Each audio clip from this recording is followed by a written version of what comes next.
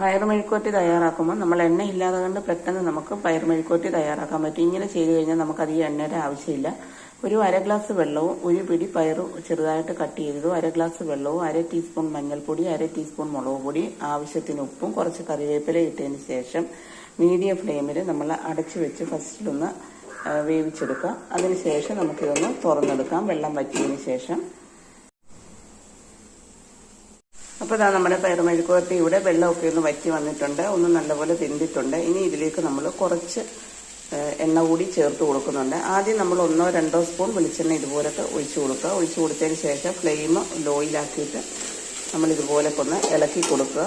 Flame ലോയിലാക്കിയിട്ട് വേണം. ഇങ്ങനെ തയ്യാറാക്കി കഴിഞ്ഞാൽ നമുക്കധികം എണ്ണയുടെ ആവശ്യമില്ല. കൊളസ്ട്രോളിൻ്റെ ഒക്കെ പ്രശ്നമുള്ളവർക്കും കഴിക്കാവുന്നതാണ്. ഇനി നമുക്കിതൊന്ന് മൂത്ത് വരുന്നിടം വരെ ഒന്ന് വെയിറ്റ് ചെയ്യുക.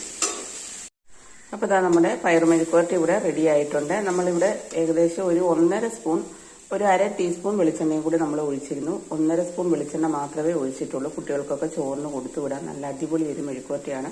അപ്പോൾ നിങ്ങളെല്ലാവരും ഇതുപോലൊന്ന് ട്രൈ ചെയ്ത് നോക്കുക.